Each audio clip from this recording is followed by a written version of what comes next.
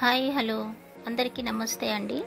ఈరోజు మన వీడియోలో చికెన్ గ్రేవీ కర్రీ ఎలా చేయాలో చూసేద్దాం. అలాగే స్టవ్ పైన ఒక గిన్నె పెట్టుకొని దానిలోకి 2 టేబుల్ స్పూన్ల ఆయిల్ వేసుకొని ఒక బిర్యానీ ఆకును కూడా వేసుకోండి, ఎందుకంటే ఫ్లేవర్ కొంచెం బాగుంటుందండి. అలాగే మనం తరిగి పెట్టుకున్న 2 ఉల్లిపాయలు, పచ్చిమిర్చి ముక్కలు కూడా వేసుకోండి.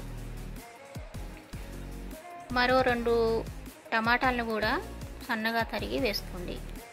ఇది కొంచెం మగ్గిన తర్వాత దీనిలోకి మనం ఫ్రెష్గా దంచి పెట్టుకున్న అల్లం వెల్లుల్లి పేస్ట్ కూడా వేసుకోండి.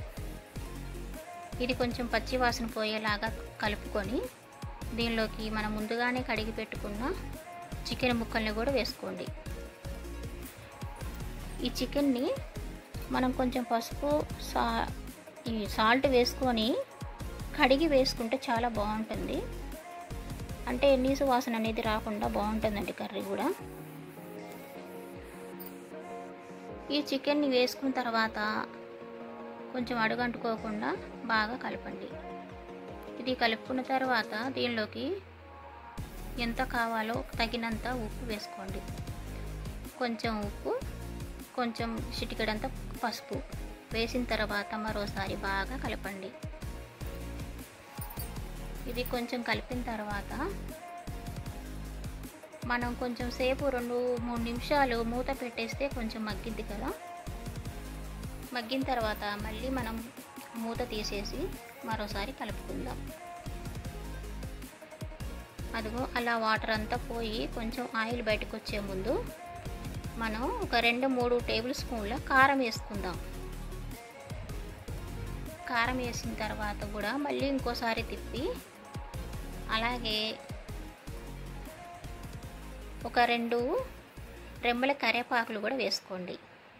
ఇలా కొంచెం ఉడికిన తర్వాత కారం, పసుపు, ఉప్పు వేసిన తర్వాత కరివేపాకు వేస్తే ఫ్లేవర్ చాలా బాగుంటుంది. ఒకసారి ట్రై చేసి చూడండి మీరు కూడా.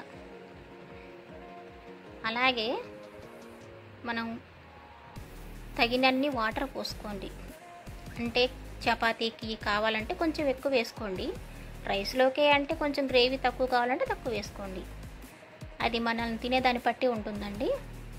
వాటర్ వేసిన తర్వాత మూత పెట్టేస్తే అది ఉడుకుతూ ఉంటుంది. మనం మరోవైపు మిక్సీ బౌల్ తీసుకొని దానిలోకి అల్లం, చిన్నుల్లిపాయ, అలాగే ఎండు కొబ్బరి ముక్కలు, జీడిపప్పు పలుకులు, గసగసాలు, దాల్చిన చెక్క ఇవన్నీ వేసుకొని మిక్సీ పట్టుకొని ఆ పేస్ట్ను మొత్తం దీనిలో వేసేసుకోండి. చికెన్లోకి మసాలా అంతా వేసిన తర్వాత కొంచెం వాటర్ వేసి దానిలోనే కలిపి కొంచెం సేపు కలపండి.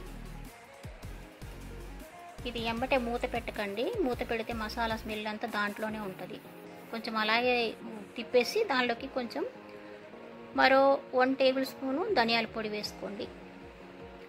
ఇది కూడా వేసుకున్న తర్వాత టేస్ట్కి ఉప్పు, కారం సరిపోయిందో లేదో టేస్ట్ చూసుకొని మరో కొంచెం సేపు ఉడకనిచ్చి కొత్తిమీర చల్లుకుంటే ఎంతో ఈజీగా, సింపుల్గా చికెన్ కర్రీ రెడీ. నచ్చితే లైక్ చేయండి.